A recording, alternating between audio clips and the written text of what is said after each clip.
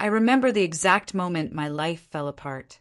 It was a Tuesday morning in March, and the rain was hitting the windows of our small apartment in Brooklyn with such force that I thought the glass might shatter.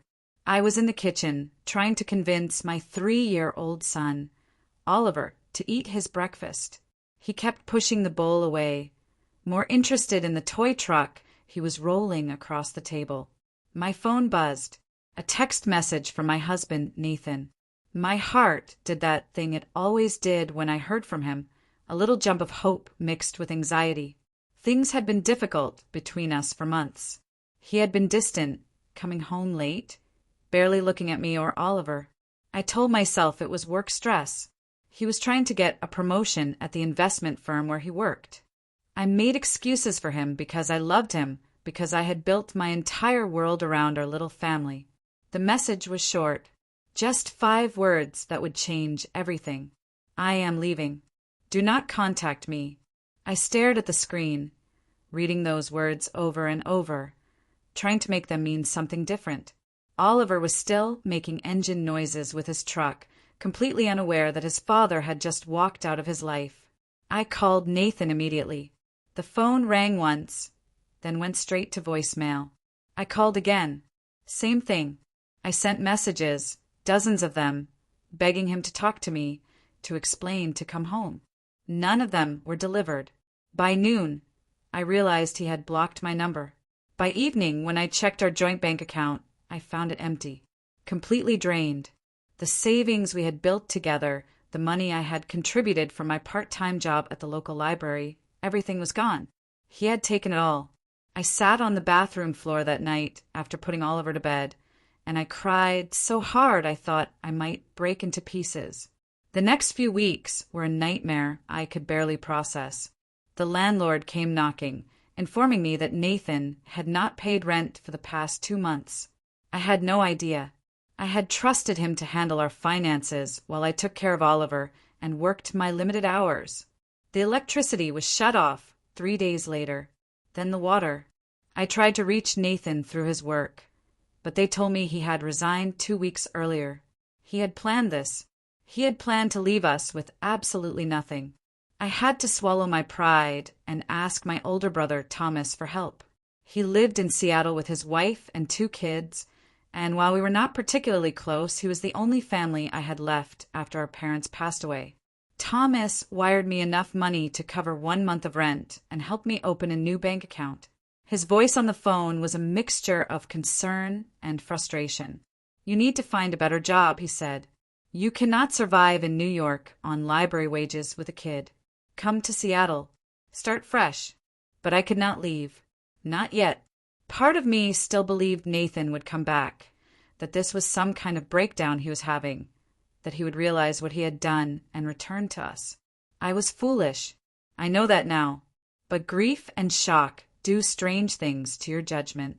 I picked up extra shifts at the library, working every hour they would give me. I started cleaning houses on weekends, bringing Oliver with me because I could not afford childcare. He would sit in the corner with his coloring books while I scrubbed toilets and mopped floors. I hated that he had to see me like that, exhausted and desperate, but I had no choice. We were surviving, barely. The divorce papers arrived 4 months after Nathan left. He had filed in another state, somewhere in California apparently, and was requesting that I sign away any claim to marital assets. What assets? I thought bitterly. He had already taken everything. I signed them without a lawyer because I could not afford one. I just wanted it to be over. Oliver started asking about his father around that time. "Where is Daddy?" he would say in his small, confused voice. "When is Daddy coming home?" I did not know how to explain abandonment to a 3-year-old. I told him Daddy had to go away for work, that he loved him very much, that he would see him again someday. I hated lying to my son, but what else could I say? Your father does not want us anymore. Your father chose money and freedom over his own child. No, I could not break his heart like that. By the end of that first year, I had lost 20 pounds I could not afford to lose. I looked at myself in the mirror one morning and barely recognized the woman staring back. My face was hollow, dark circles under my eyes, my hair longer and messier than I had ever let it get. I looked defeated. I looked exactly how I felt. But something shifted in me that day. I was standing in our tiny bathroom, the same bathroom where I had cried on the floor a year ago, and I realized that I was still here. Oliver and I were still here. Nathan had tried to destroy us, to leave us with nothing, but we had survived. And if we could survive the worst year of our lives, maybe we could do more than just survive. Maybe we could actually live. I made a decision that morning. I was going to stop waiting for Nathan to come back. I was going to stop letting his abandonment define me. I was going to build a new life for myself and for Oliver, a life that had nothing to do with the man who had broken us. I started by going back to school. I had dropped out of college when I got pregnant with Oliver, much to my parents' disappointment. I had been studying graphic design, and I had been good at it. I enrolled in online classes, working on assignments late at night after Oliver went to bed. It was exhausting, balancing work and school and parenting, but it gave me purpose. It gave me hope. I also started taking better care of myself. I began running in the mornings before Oliver woke up. Just 20 minutes around the block, but it cleared my head and made me feel stronger. I cut my hair short, a drastic change from the long waves I had always kept because Nathan liked them. This haircut was for me. I bought clothes from thrift stores, things that made me feel confident instead of invisible. Slowly, piece by piece, I started to rebuild myself. Oliver was my motivation for everything. Every late night studying, every early morning run, every extra shift I picked up, it was all for him. I wanted him to see that his mother was strong, that we did not need anyone to save us. I wanted him to grow up knowing that we had built this life ourselves. By the end of the second year, things were finally starting to look up. I had completed my online degree and landed a junior position at a small marketing agency in Manhattan. The pay was better than the library, enough that I could afford a slightly bigger apartment and even put a little money into savings each month. Oliver had started kindergarten and was thriving, making friends and bringing home drawings he was so proud of. We had our routines, our little rituals. Friday night was pizza and movie night. Sunday mornings we went to the park. We were happy, genuinely happy, in a way I had not thought possible after Nathan left. I had not thought about Nathan in months. I had trained myself not to. Whenever a memory of him surfaced, I pushed it away and focused on something else. He was part of a past life, a life that no longer existed. I had moved on. Then, one afternoon in late September, I got a call from a number I did not recognize. I almost did not answer. I was at work in the middle of designing a campaign for a new client, and I was on a deadline. But something made me pick up. "Hello," I said, distracted, my eyes still on my computer screen. "Is this Laura Mitchell?" a man's voice asked. It was professional, formal. "Yes, this is she." "Who is calling?" "My name is Dr. Richard Brennan. I am calling from Mercy General Hospital in Los Angeles. I have a patient here who has been asking for you. His name is Nathan Mitchell." My hands went cold. The room seemed to tilt slightly. I had not heard Nathan's name spoken aloud in so long that it sounded foreign, like a word from another language. "What happened to him?" I managed to ask. "He was in a serious car accident 3 days ago. He suffered a traumatic brain injury and has been in and out of consciousness. When he woke up this morning, he was asking for you and your son. He gave us your contact information. I know this must be unexpected, but he is asking to see you both." I could not speak. My throat had closed up. Nathan wanted to see us. After 2 years of silence, after abandoning us with nothing, after destroying our lives, he wanted to see us. "Ma'am, are you still there?" Dr. Brennan asked. "Yes," I said quietly. "I am here. I understand this is a lot to process. You are under no obligation to come, of course, but I wanted to reach out as he requested. He is stable now, but his memory is somewhat affected by the injury. He may be confused." "What do you mean by affected?" I asked. "He is having difficulty with recent memories. It is not uncommon with this type of injury. Some patients recover fully, others have lasting gaps." It is too early to tell. We spoke for a few more minutes. Dr. Brennan gave me the hospital information and told me to call if I decided to visit. I thanked him and hung up. Then I sat at my desk, staring at nothing, trying to process what I had just heard. Nathan was hurt. Nathan was in a hospital across the country, asking for me and Oliver. Part of me felt nothing, just a cold emptiness where sympathy should have been. He had left us to suffer. Why should I care about his suffering now? But another part of me, a part one hated, still felt that old pull, that old instinct to help him, to be there for him. That night, after I put Oliver to bed, I sat on my couch with a glass of wine and thought about what to do. I had built a new life without Nathan. We were doing well. Did I really want to drag Oliver across the country to see a father who had abandoned him? Did I want to reopen those wounds? But there was also a part of me that wondered if this was closure. If I faced Nathan one last time, maybe I could finally let go of whatever small piece of hurt I was still carrying. Maybe Oliver deserved to see his father, even if just once, so he would have his own memories instead of my carefully constructed lies. I called Thomas that night and told him everything. He was furious on my behalf. "Do not go," he said immediately. "That man does not deserve a second of your time. He left you with nothing, Laura. Nothing." "I know," I said. "But what if I regret not going? What if Oliver grows up and resents me for not letting him see his father when he had the chance?" Thomas was quiet for a moment. Then he sighed. "If you are going to do this, I am coming with you. You are not facing him alone." 2 days later, Thomas flew to New York. We booked flights to Los Angeles for the following morning. I told Oliver we were going on a trip, that we were going to see someone from a long time ago. He was excited, bouncing around the apartment, asking if we would see the ocean. I did not tell him we were going to see his father. I could not bear to build up his hopes like that. The flight was long. Oliver fell asleep against my shoulder, and I stared out the window, watching the country pass below us in patches of brown and green.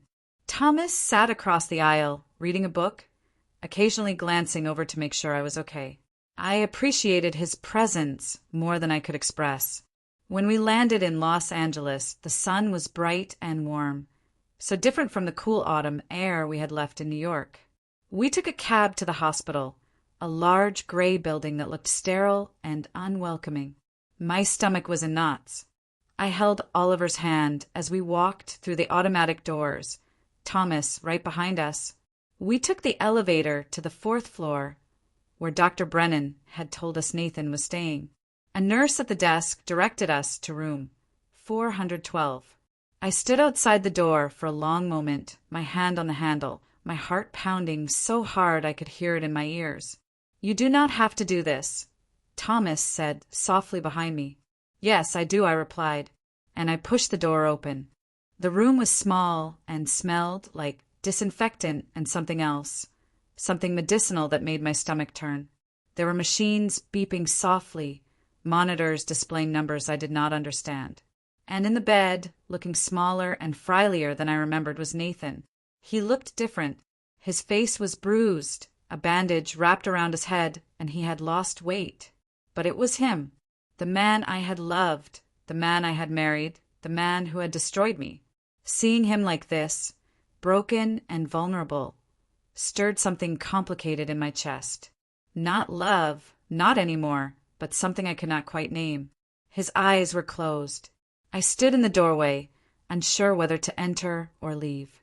Oliver pressed against my leg, suddenly shy. Thomas stayed in the hallway, giving us space but remaining close enough to intervene if needed. "Nathan," I said quietly. His eyes opened slowly. They were unfocused at first, then they found me. He blinked, confusion spreading across his face. He stared at me for a long moment, and I waited for recognition, for something to register. But there was nothing. He looked at me like I was a stranger.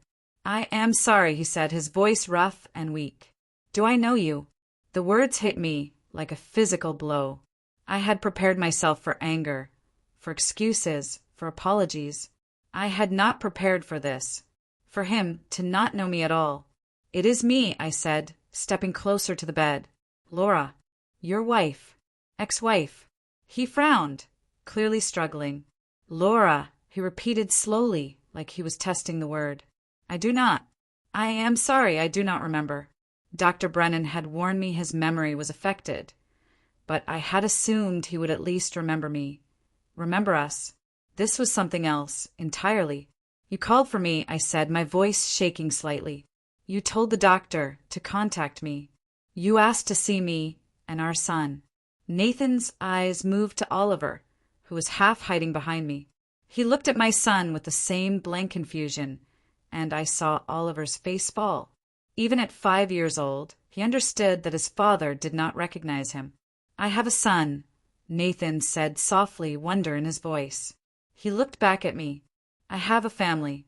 "Had," I corrected, the word coming out harsher than I intended. "You had a family. You left us 2 years ago. You took everything and disappeared." He looked genuinely distressed, his hand moving to his bandaged head. "I do not remember any of that. I do not remember you. I am so sorry." Dr. Brennan entered the room at that moment, his presence somehow both intrusive and relieving. He greeted me professionally and asked Nathan how he was feeling. Confused, Nathan admitted, "I do not remember anything about the last few years. These people say I am married, that I have a son, but I do not know them." Dr. Brennan nodded, clearly expecting this. "The injury you sustained has caused retrograde amnesia. It is affecting your ability to recall recent memories, particularly from the last 2 to 3 years. Some patients recover these memories over time, but there are no guarantees. I felt like I was in a surreal dream. The man who had abandoned us now had no memory of doing so. He did not remember leaving, did not remember taking our money, did not remember filing for divorce. In his mind, whatever was left of it, he was still the person he had been before all of this. "Can I speak to you outside?" I asked Dr. Brennan. He nodded, and I followed him into the hallway. Thomas took my place in the room, sitting down in the chair beside the bed and keeping an eye on Oliver and Nathan. "How much of his memory is gone?" I asked once we were alone. "It is difficult to say with certainty. Based on his responses and the tests we have run, he seems to have lost approximately the last 2.5 to 3 years. He remembers his childhood, his early adulthood, but recent history is blank. He did not even know his own age when we asked him this morning. Will he remember eventually? Possibly. Memory can return gradually, sometimes triggered by familiar people or places. But it is also possible that he will never fully recover those years. The brain is unpredictable after this kind of trauma." I nodded, trying to absorb this information. "So he does not remember leaving us. He does not remember anything he did." "No. In his mind, he is still the person he was 3 years ago." I did not know how to feel about that. Was it a mercy that he did not have to live with the guilt of what he had done? Or was it a cruel joke that I had to stand here and explain to him how he had ruined our lives while he looked at me with innocent, confused eyes? "What happens now?" I asked. "That depends on several factors. He will need rehabilitation, both physical and cognitive. He has some motor skill impairments from the accident, and he will need support as he tries to piece his life back together." "Do you know if he has other family, friends who can help?" "I do not know anything about his life for the past 2 years. He cut off all contact with us. I do not even know where he was living or what he was doing." Dr. Brennan looked sympathetic. "I understand this is an incredibly difficult situation. You are under no obligation to be involved in his care, but I wanted you to be aware of his condition." I thanked him and walked back toward the room. Through the small window in the door, I could see Thomas talking quietly to Nathan while Oliver sat in the corner, playing with a toy car someone had given him. Nathan was watching Oliver with an expression I recognized. It was the way he used to look at our son when Oliver was a baby, with wonder and love and a kind of desperate hope. I pushed the door open and sat down in the chair on the other side of the bed. "Nathan," I said, and he turned to look at me. "I need you to listen to me carefully. 3 years ago we were married. We lived in Brooklyn. We had a good life, or so I thought. Then, 2 years ago, you left. You sent me a text message saying you were leaving and told me not to contact you. You drained our bank accounts, stopped paying rent, and disappeared. You left us with nothing. No money, no explanation, no way to reach you. I had to rebuild our entire lives from scratch. His face went pale. That cannot be true. I would never do that. But you did, I said firmly. You filed for divorce in California. I signed the papers a year ago. We're not married anymore, Nathan. You made sure of that. He looked like he might be sick. His hands were shaking, gripping the thin hospital blanket. Why would I do something like that? What happened to me? I do not know. You never gave me an explanation. One day you were there. The next you were gone. Oliver had stopped playing with his car and was watching us. I could see the confusion and hurt in his eyes. This was too much for a 5-year-old to process. Sweetheart, I said to Oliver, why do not you go with Uncle Thomas to the cafeteria and get some ice cream? Thomas understood immediately. He stood up and held out his hand to Oliver. Come on, buddy. Let us give your mom some time to talk. Oliver hesitated, looking at Nathan one more time, then took Thomas's hand and left. Once they were gone, the room felt even smaller, the silence heavier. I do not know what you want me to say, Nathan said quietly. I do not remember any of this. But if what you are telling me is true, then I am so sorry. I cannot imagine doing that to you, to our son. Your apologies do not change what happened. They do not give me back the 2 years I spent struggling to survive, working 3 jobs, going hungry so Oliver could eat. They do not erase the nights I cried myself to sleep or the times I had to explain to our son why his father did not want him anymore. Nathan's eyes filled with tears. I could see the genuine anguish on his face, but I did not feel sympathy. I felt anger. I felt all the rage I had buried for the past 2 years rising to the surface. You do not get to forget what you did, I said, my voice rising. You do not get to erase your choices just because you hit your head. You destroyed us, Nathan. You took everything and you ran, and now you are lying in this hospital bed acting like you are the victim. I am not, he said desperately. I know I am not. I just do not understand why I would do that. What was I thinking? I do not know. And honestly, I do not care anymore. I came here because the doctor called and because some small part of me thought Oliver deserved to see his father one time. But you are not his father. Not really. His father left him when he was 3 years old. You are just a man in a hospital bed who happens to share his DNA. I stood up, suddenly needing to get out of that room, away from him. Wait, Nathan said, reaching out as if to stop me, though I was too far away for him to reach. Please. I know I do not have the right to ask anything of you, but please do not go yet. Tell me about him. Tell me about our son. I stopped at the door, my hand on the handle. I should have left. I should have walked out and never looked back.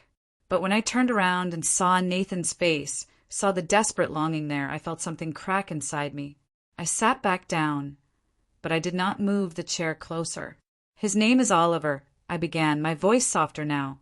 He just turned 5 last month. He loves dinosaurs and building blocks and drawing. He is starting to read. He is kind and funny, and so smart it scares me sometimes. He asks questions about everything. Why is the sky blue? Where do birds sleep? How do cars work? He never stops wondering about the world. Nathan was listening intently, tears streaming down his face now. He looks like you, I continued. Same eyes, same smile. When he laughs, really laughs, it sounds just like you used to sound, before everything fell apart. Does he remember me? Nathan asked quietly. No. He was too young when you left. I told him you went away for work. I could not tell him the truth. How do you tell a child that his father chose to abandon him?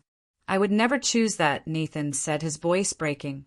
I do not know what happened to me, what I was thinking. But I know in my heart that I would never willingly leave my son. But you did, I said simply. Whatever your reasons were, you made that choice. We sat in silence for a long moment. The machines continued their steady beeping. Somewhere down the hall, I could hear a television playing. "What happens now?" Nathan finally asked. "I do not know. You will recover, I suppose. You will figure out your life. But Oliver and we are not part of that life anymore. We cannot be." "Can I see him again?" Nathan asked. "Just to say goodbye properly." "Please." I should have said no. Every logical part of my brain was screaming at me to protect Oliver, to keep him away from this man who had hurt us. But when I looked at Nathan's face, I saw genuine remorse, genuine pain, and I thought about Oliver, about how he might feel years from now if I denied him this chance. "I will think about it," I said finally. "That is all I can promise." I left the room and found Thomas and Oliver in the waiting area. Oliver was eating a chocolate ice cream cone, his face smeared with it, looking happier than he had since we arrived. Thomas raised his eyebrows at me questioningly. "Can we go?" I said quietly. He nodded and stood up, helping Oliver wipe his face with a napkin. We took a cab back to the airport. I had booked us a hotel room for the night, thinking we might stay longer, but I could not be in Los Angeles anymore. I could not be close to Nathan. I needed to go home, to our real home, the one we had built without him. On the plane ride back to New York, Oliver fell asleep again. Thomas looked over at me. "Are you okay?" he asked. "I do not know," I admitted. Part of me feels vindicated. He does not remember what he did, but I made sure he knows. I told him everything. But another part of me feels empty, like I have been carrying around this anger for so long that I do not know what to do now that I have let it out. "You did the right thing coming here," Thomas said. "Now you can move forward, really move forward." I hoped he was right. 3 weeks passed after we returned from Los Angeles. I tried to go back to normal, to our routines and rhythms, but something had shifted. Seeing Nathan again, even in that diminished state, had stirred up memories I had worked hard to bury. I found myself thinking about him at odd moments, wondering what he was doing, whether his memory was returning, whether he was trying to piece together the missing years of his life. Oliver asked about him once. We were at the park on a Sunday morning, our usual ritual, and he was on the swings when he suddenly said, "Is that man in the hospital my daddy?" I had been dreading this question. I sat down on the swing next to him. "Yes," I said. "That was your father. Why does not he remember me? He was hurt in an accident. Sometimes when people get hurt in their head, they forget things. Will he remember me someday? Maybe. I do not know, sweetheart." Oliver was quiet for a moment, pumping his legs to make the swing go higher. "I do not think I remember him either," he said finally. "Is that bad?" "No," I said, my heart breaking a little. "It is not bad at all." We did not talk about it again after that, but I noticed Oliver drawing more often. He would sit at the kitchen table with his crayons and paper, creating elaborate scenes of families. Always a mom, a dad, a kid, sometimes a dog. He never asked me to look at these drawings, just folded them up and put them in his backpack. I did not push. At work, I threw myself into my projects. The marketing agency was growing, and my boss had started giving me more responsibility. I was working on a campaign for a local restaurant chain, something that would have excited me a month ago, but now I found it hard to care. My mind kept drifting. Then, one Thursday afternoon, my phone rang. Another unknown California number. My stomach dropped.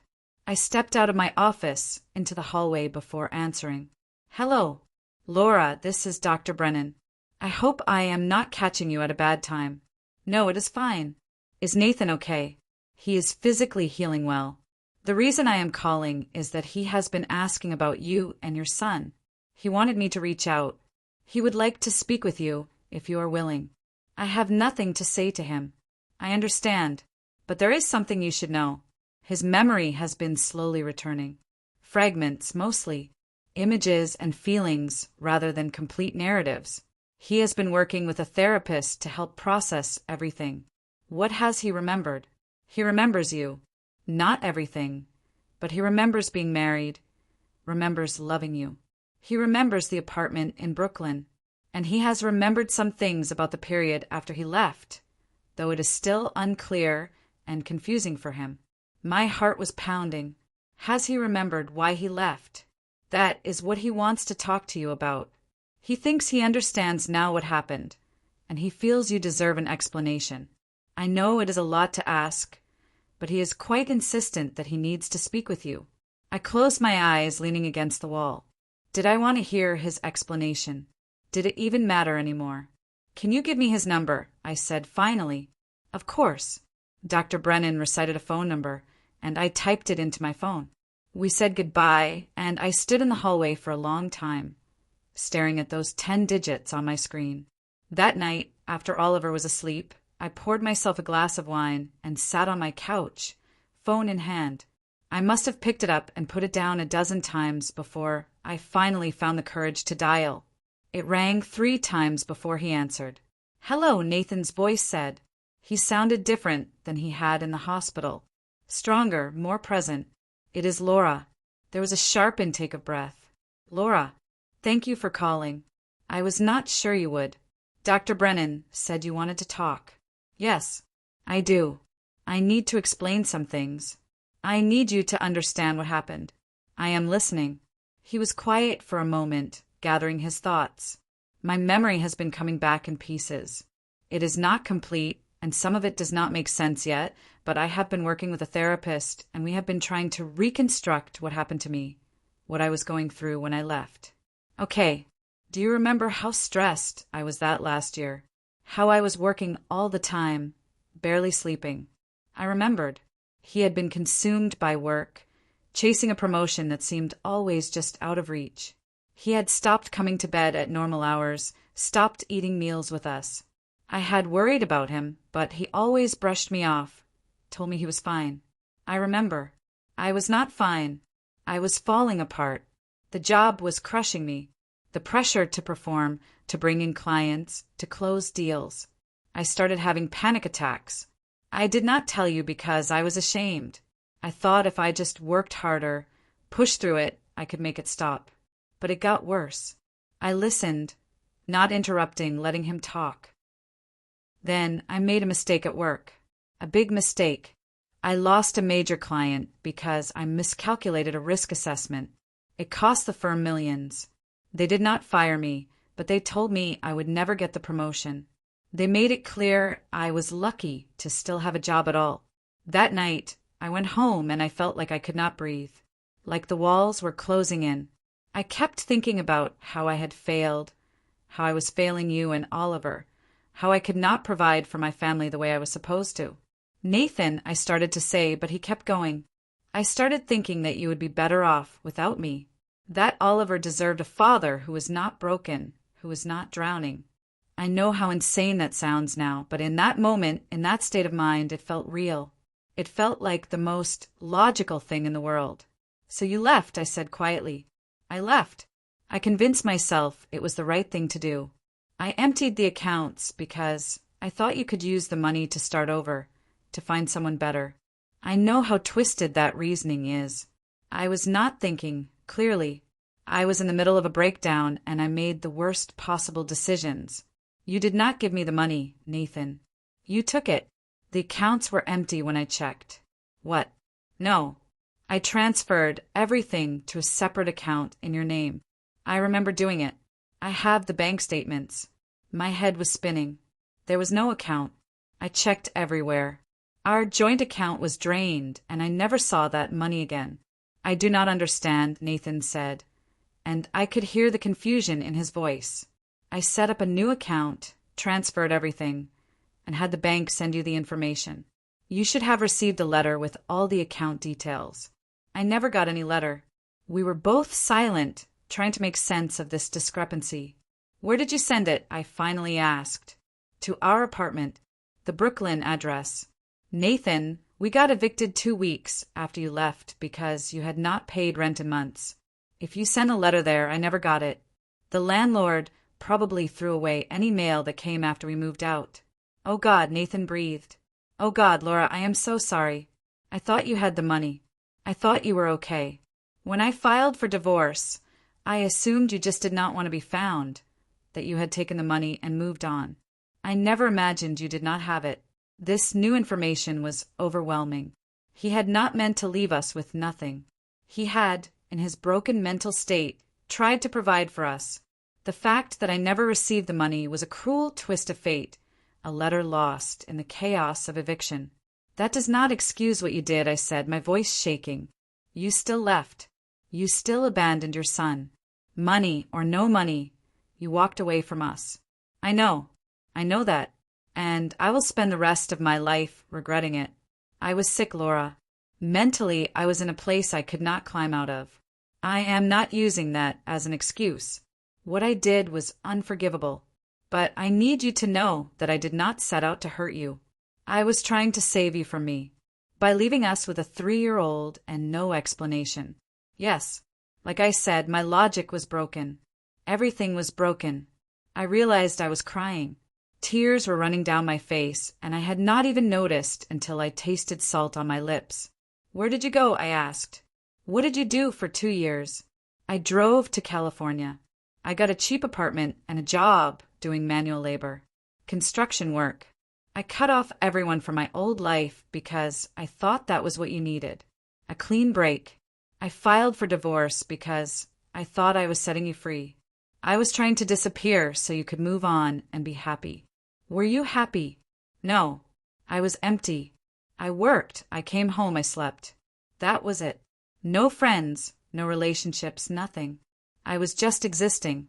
Then one night I was driving home from a job site and I fell asleep at the wheel. The accident was my fault. I could have killed someone.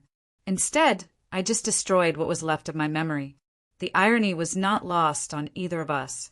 He had tried to forget his old life by running away, and the accident had actually made him forget. Do you remember everything now? I asked. Not everything. There's still gaps, but I remember enough. I remember you, and I remember Oliver, and I remember how much I loved our life together. And I remember making the worst decision I have ever made. We talked for 2 more hours that night. He told me about the therapy he was doing, about how he was learning to recognize the signs of depression and anxiety, about how he wished he had asked for help instead of running. I told him about the past 2 years, about how hard it had been, but also about how he had survived, how he had built something new. By the end of the conversation, I felt exhausted but also lighter somehow, like a weight I had been carrying had finally been acknowledged. What do you want from me, Nathan? I asked finally. Why did you really want to talk? I do not want anything, he said. I just wanted you to know the truth. I wanted you to know that I never meant to hurt you the way I did. And I wanted to apologize, really apologize, not the confused apology I gave in the hospital. What I did was wrong, and I destroyed the best thing in my life. I have to live with that. And Oliver, I would love to know him, to be part of his life if you would allow it. But I understand if you say no. I understand if you never want to see me again. I just want you to know that I am here, and I am getting help, and I am trying to be the person I should have been all along. I will think about it, I said. That is all I can promise right now. That is more than I deserve. Thank you for listening, Laura. Thank you for not hanging up on me. We said goodbye, and I sat in the silence of my apartment for a long time after, processing everything he had told me. Part of me was angry that his explanation did not change the past, did not undo the suffering. But another part of me felt something I had not expected. Relief. Relief that there was a reason, even if it was a terrible one. Relief that he had not just stopped loving us one day for no reason at all. Over the next few weeks, Nathan and I talked on the phone several times. The conversations were awkward at first, both of us navigating this strange, new dynamic. He was no longer my husband, but he was not quite a stranger either. He was something in between, someone I had shared a life with who was now trying to find his way back from the edge. He told me he was staying in Los Angeles, working with a therapist 3 times a week and attending support groups for people dealing with depression and anxiety. He had gotten a job at a nonprofit that helped homeless veterans, something completely different from the high-pressure finance world he had come from. He said the work made him feel like he was doing something that mattered.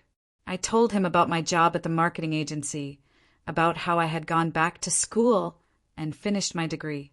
I told him about Oliver's kindergarten class, about his obsession with dinosaurs, about the way he was learning to read, and how proud I was of him. Nathan listened to everything, asking questions, seeming genuinely interested in the life we had built without him. One evening, about 6 weeks after that first phone call, Nathan asked if he could video call so he could see Oliver. I hesitated. Oliver had not mentioned his father since that day at the park, and I was not sure how he would react. "Let me talk to him first," I said. "If he wants to see you, then yes." That night, I sat down with Oliver after dinner. He was playing with his building blocks, constructing an elaborate tower. "Sweetheart," I said, sitting down on the floor next to him, "can we talk about something?" "Okay," he said, not looking up from his blocks. "Do you remember the man we saw in the hospital in California? Your father." He paused, his small hands hovering over a red block. "Yeah, he has been asking about you. He would like to see you, to talk to you, but only if you want to. You do not have to say yes." Oliver was quiet for a long moment, thinking. Then he looked up at me with those serious eyes that were so much like Nathan's. "Will he remember me this time?" "Yes, he remembers you now." "Is he still sick?" "He is getting better. He is seeing doctors who are helping him." Oliver nodded slowly. "Okay, I can talk to him." The next evening, I set up my laptop at the kitchen table and called Nathan. When his face appeared on the screen, I felt a strange jolt. He looked different than he had in the hospital. Healthier. His hair had grown out a bit, covering the scar from the accident. He was wearing a simple blue shirt, and he was sitting in what looked like a small, tidy apartment. "Hi," I said. "Hi," he replied, and I could see he was nervous. "Is he there?" I turned the laptop slightly so he could see Oliver, who was standing a few feet away, half hiding behind me. "Oliver," I said gently, "come say hello." Oliver walked over slowly and looked at the screen. Nathan's face transformed when he saw his son. His eyes filled with tears, and he smiled, a genuine, heartbreaking smile. "Hi, Oliver," Nathan said softly. "Do you remember me?" Oliver nodded, but did not say anything. "You have gotten so big. I cannot believe how much you have grown."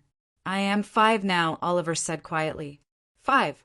Wow, that is very big. What is your favorite thing to do?" Slowly, hesitantly, Oliver started to talk. He told Nathan about his dinosaur collection, about his best friend at school, about how he was learning to read. Nathan listened to every word, asking questions, encouraging him.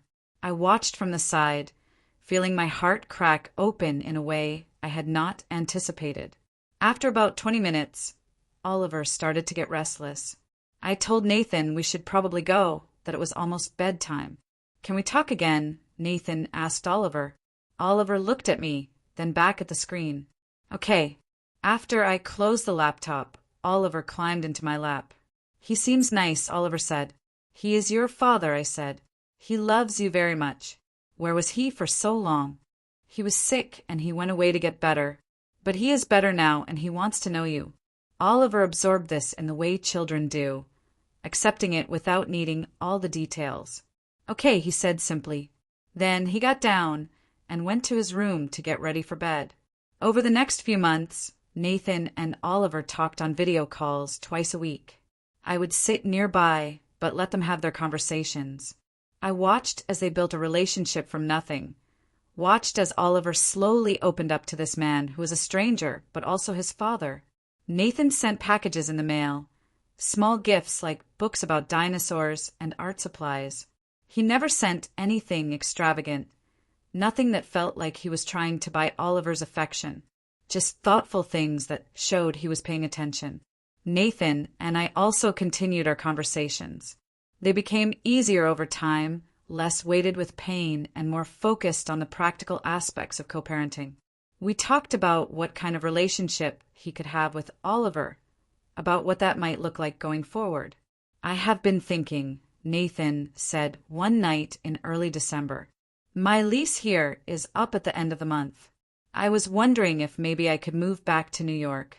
Not to be near you in any romantic sense. I know that ship has sailed. but to be closer to Oliver, so he could see me in person sometimes, not just on a screen. My first instinct was to say no, to protect the life I had built. But then I thought about Oliver, about how he lit up during those video calls, about how he had started drawing pictures for Nathan and asking when he could see him again. If you move back, I said slowly, we need ground rules. Clear boundaries. This is about Oliver, not about us trying to rebuild what we had. I understand completely. I am not trying to get you back, Laura. I know I destroyed that possibility. I just want to be a father to my son, if you will let me. We spent the next hour discussing logistics. He would find his own apartment, nowhere near mine. We would start with supervised visits, maybe at a park or a museum, somewhere public and neutral. If things went well, we could gradually increase the time he spent with Oliver. I talked to Thomas about it. He was skeptical, protective as always. Are you sure about this? He asked. What if he disappears again? He is getting help. Real help.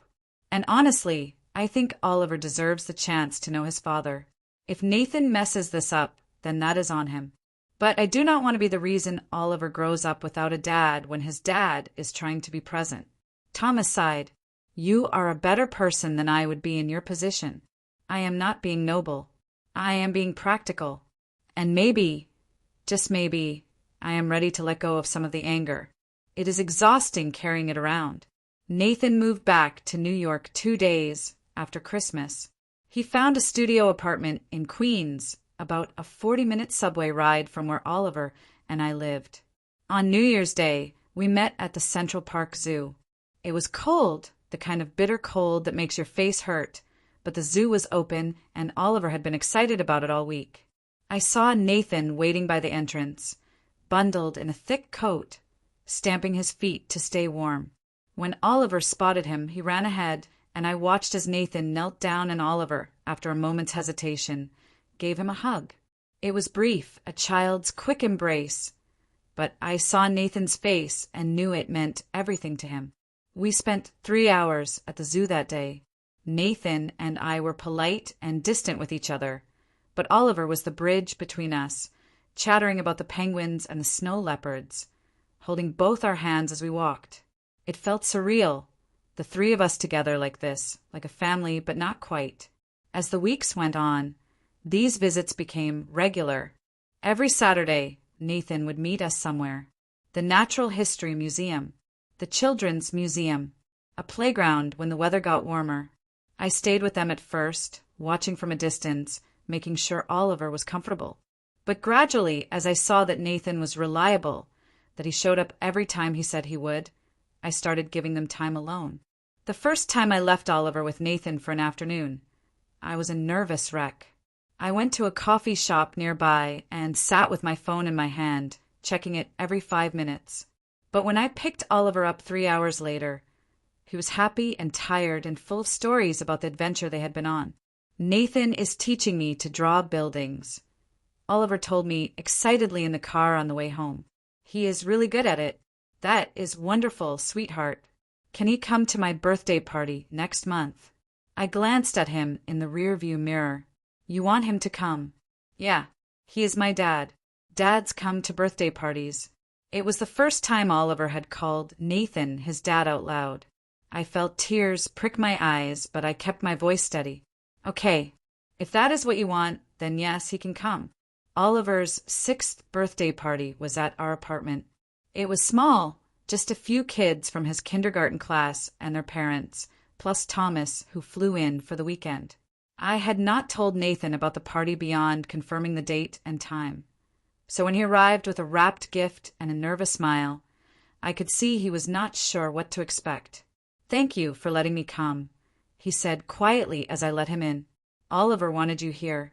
The party was chaotic in the way children's parties always are. Kids running around, music playing, cake and ice cream everywhere.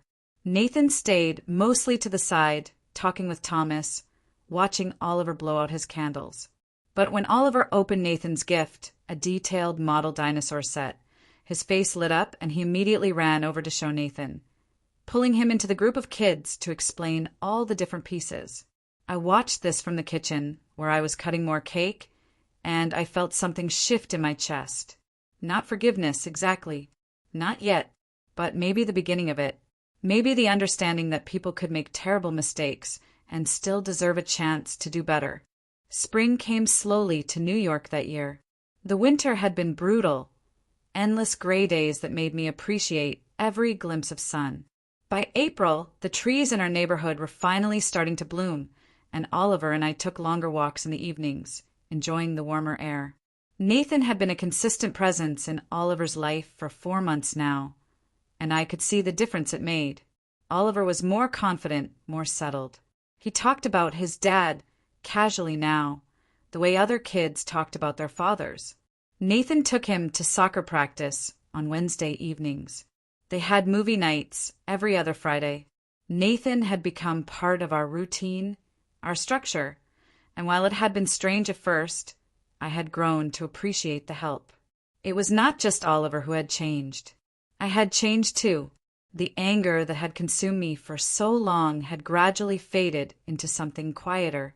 I did not forgive Nathan for leaving, not completely.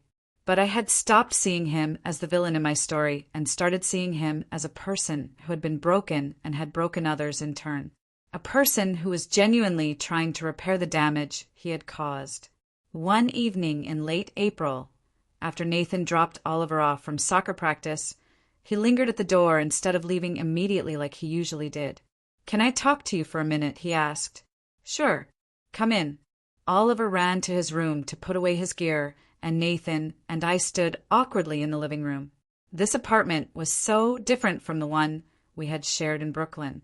Smaller but brighter. I had decorated it myself, chosen every piece of furniture, painted the walls a warm cream color that made the space feel cozy. This was mine in a way that old apartment had never been. "I wanted to tell you something," Nathan said. "I got the money back." I frowned, confused. "What money?" "The money I transferred to that account you never received. I worked with the bank and a lawyer, and we tracked it down. It has been sitting in an inactive account for 2 years. I am having it transferred to you. It is yours. It was always supposed to be yours." "Nathan," I started, but he held up his hand. "Please, let me finish. I also want to set up a fund for Oliver, for his future, for college, whatever he needs. I have been saving everything I can for my job, and I want him to have it. I know money does not fix what I did, but it is something I can do to help." I did not know what to say. The amount he was talking about would change things for us. It would mean security, savings, the ability to stop worrying about every unexpected expense. "You do not have to do this," I said. "Yes, I do. I should have done it 2 years ago. Let me do this now." I nodded, feeling overwhelmed. "Thank you." He smiled, sad smile. "It is the least I can do." After he left, I sat on the couch and tried to process what had just happened. For so long, I had been angry at Nathan for taking everything. Now he was trying to give it back, trying to make up for what he had done. It did not erase the past, but it was something. It was an acknowledgement that he understood the weight of his actions. The money arrived in my account 2 weeks later. When I saw the amount, I actually gasped out loud. It was more than I had expected, more than enough to create a real safety net for Oliver and me. I paid off the small debts I had accumulated, put money into savings, and set up a college fund for Oliver, just like Nathan had suggested. For the first time in 2 years, I felt like I could breathe without worrying about money. I called Nathan that night to thank him. "You do not need to thank me," he said. "It was your money to begin with. Still, this changes things for us. For Oliver. I am glad. You both deserve stability." We talked for a while longer, and the conversation drifted to other topics. He told me about his work at the nonprofit, about a veteran he had been helping find housing. I told him about a new campaign I was working on at the agency. It was easy, comfortable even. We had found a way to exist in each other's lives without pain, without constant tension. In May, Oliver's kindergarten class had a performance. They were putting on a little play about community helpers, and Oliver was so excited because he had been cast as a firefighter. He had been practicing his one line for weeks, saying it with such serious intensity that it made me laugh every time. "Are you coming to my play?" he asked me at breakfast the morning of the performance. "Of course I am, sweetheart. I would not miss it." "Is Dad coming too?" "I have not asked him." "Do you want him to come?" "Yeah. He should see me be a firefighter." I texted Nathan that morning, and he responded immediately saying he would be there. The performance was in the afternoon, and when I arrived at the school auditorium, I saw Nathan already sitting in the third row. He had saved me a seat next to him. "Hi," I said, sitting down. "Hi.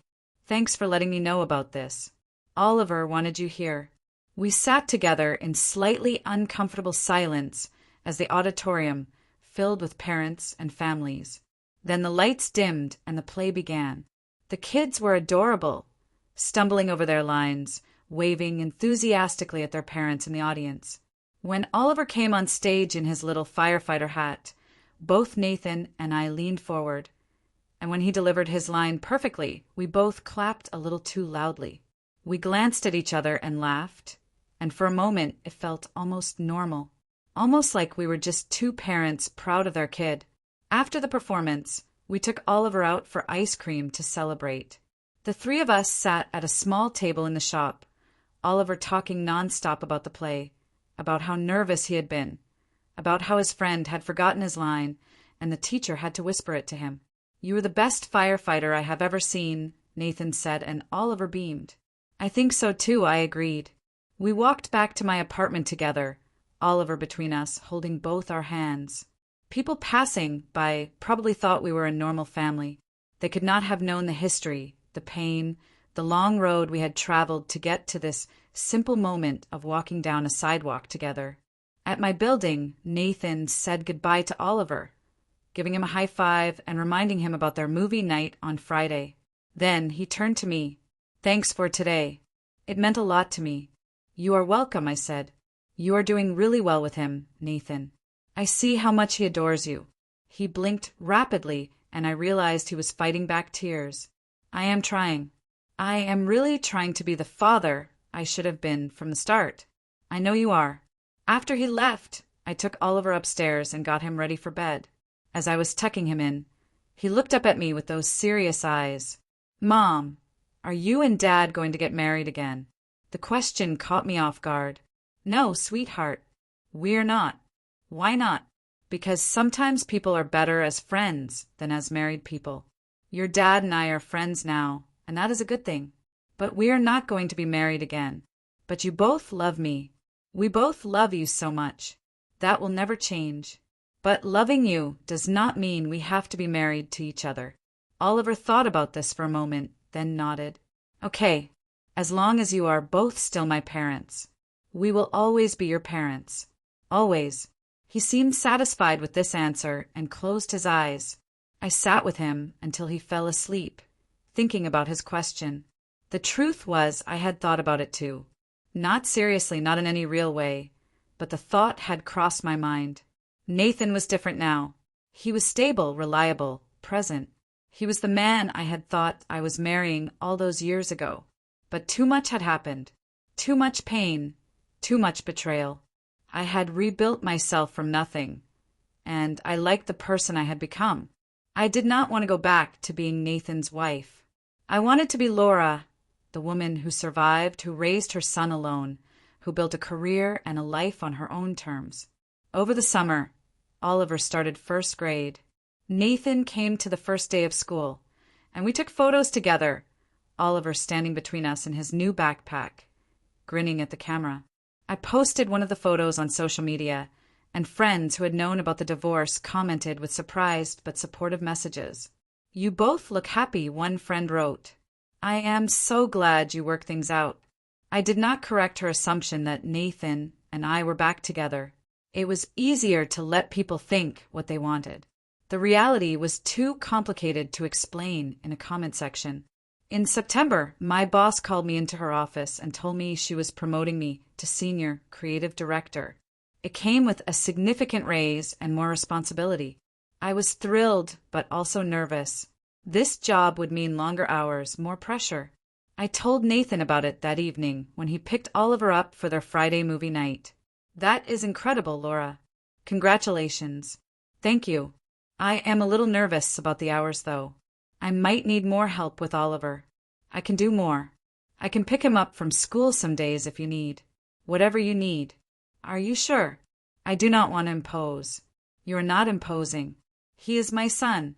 I want to be there for him. And for you as his co-parent. The new arrangement worked surprisingly well. Nathan started picking Oliver up from school 2 days a week and keeping him until I got home from work.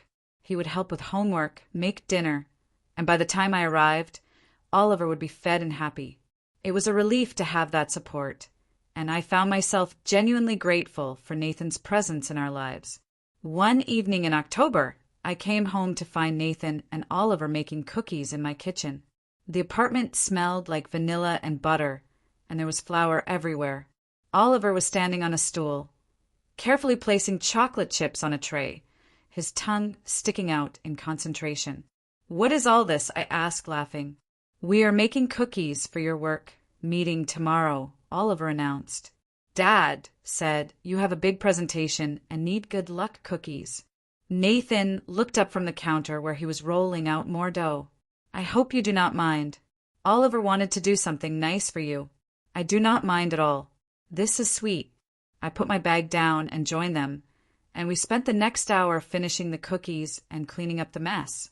It felt domestic and warm, and I caught myself thinking that this, right here, was what family was supposed to feel like.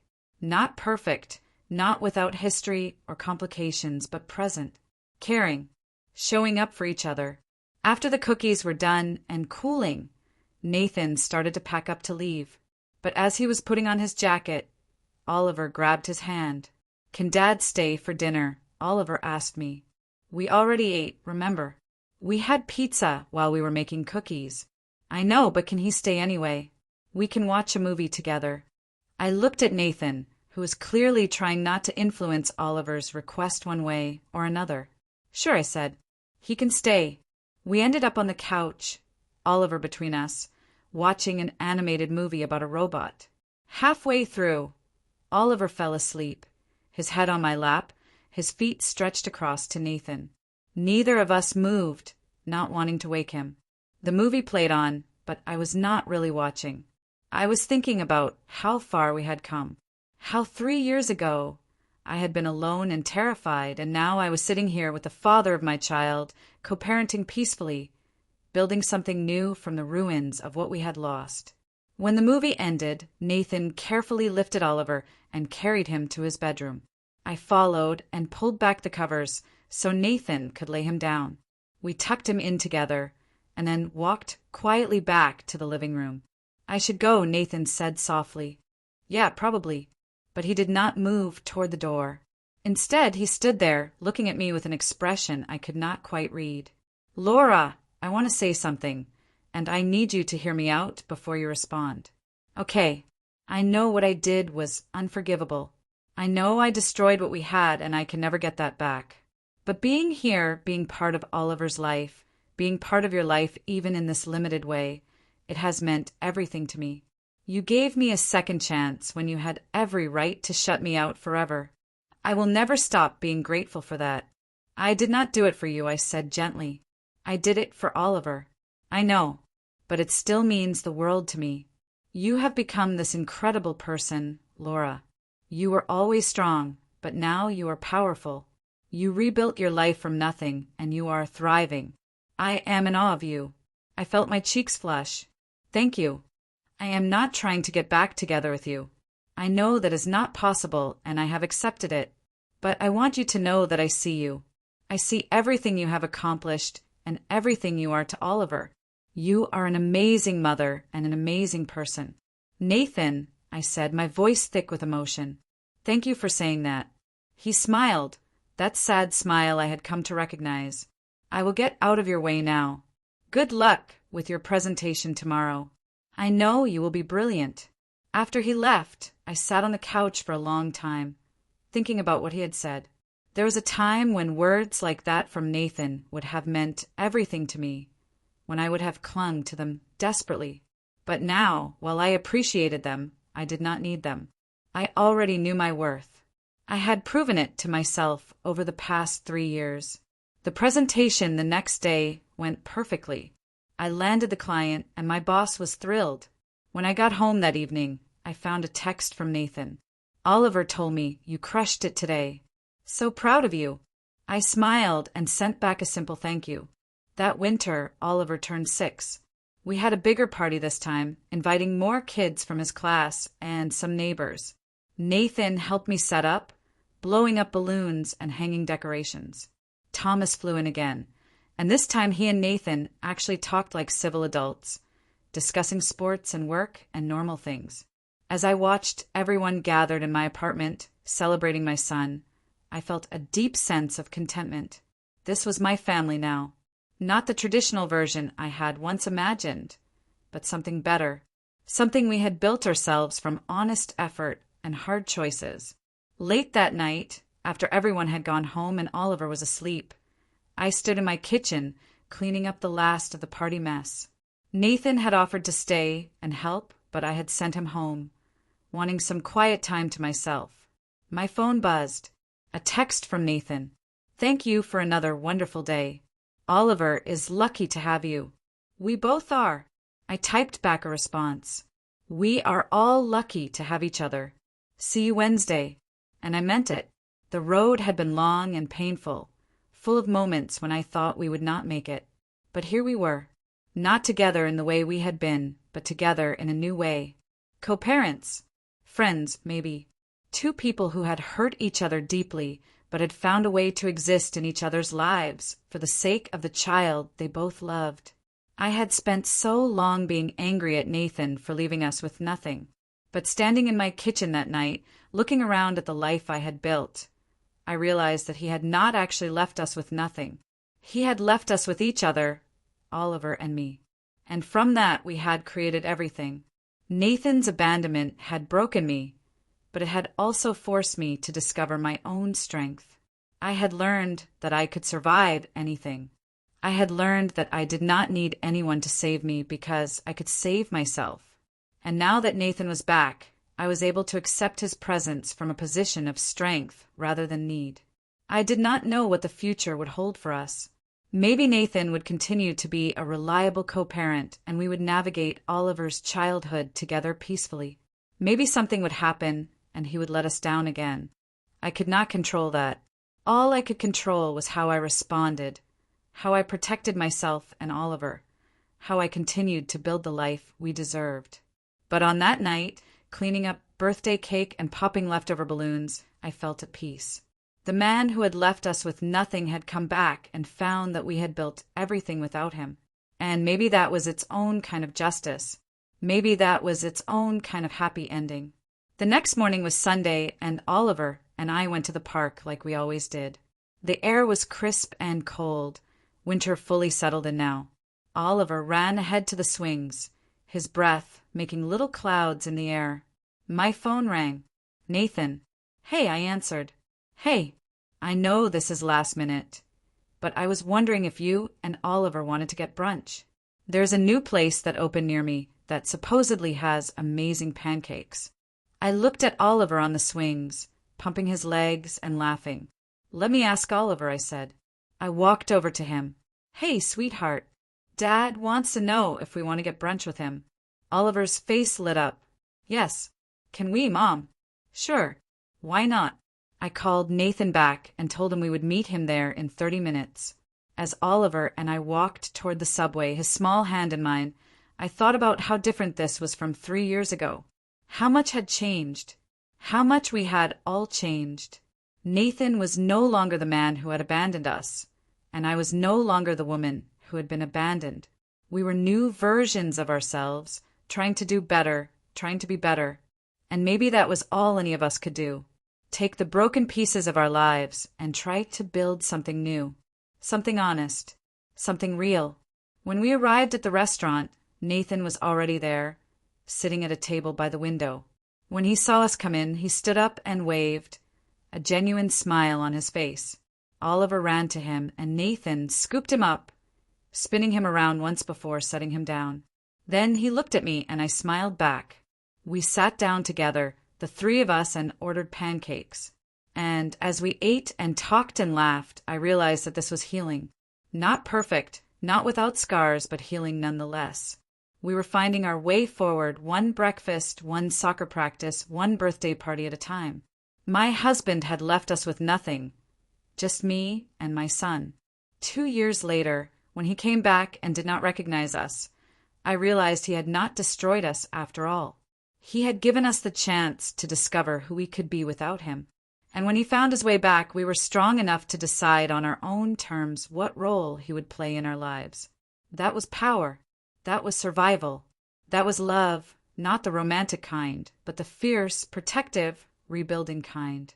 The kind that said we will not just survive, we will thrive. The kind that said you cannot break us because we are already whole.